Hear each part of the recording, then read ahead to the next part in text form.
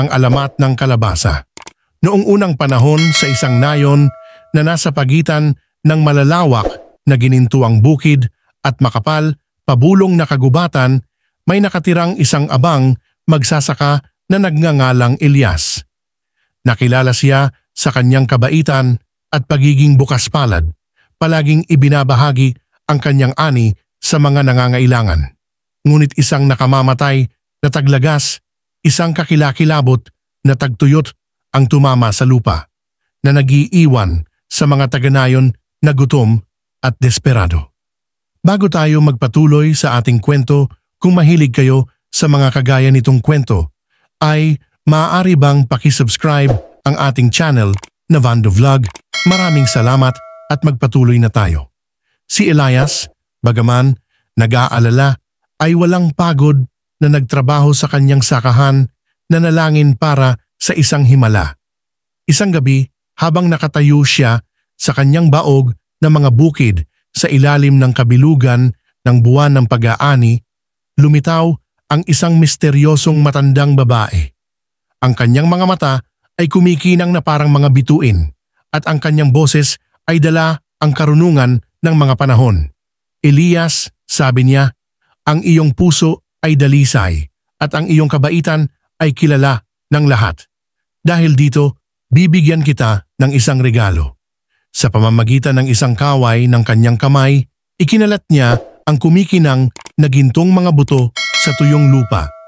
Sa umaga, makikita mo ang mga bunga ng iyong kabaitan.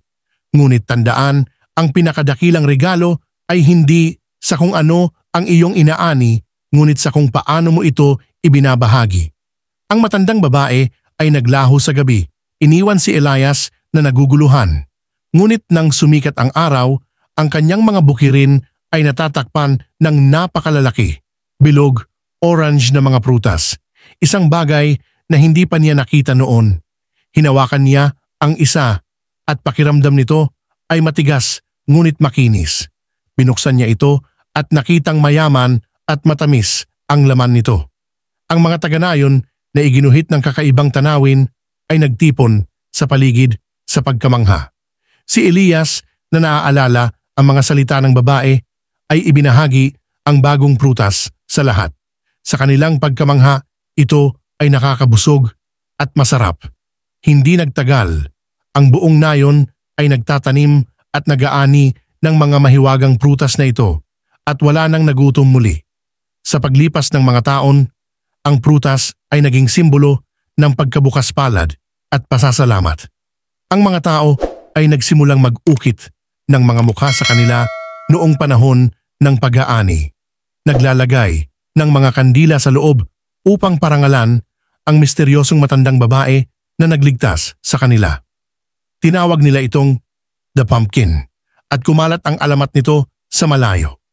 Hanggang ngayon, ang kalabasa ay nananatiling simbolo ng kasaganaan at pagbabahagi na nagpapaalala sa atin na ang tunay na kayamanan ay hindi nakasalalay sa kung ano ang itinatago natin, ngunit sa kung ano ang ibinibigay natin.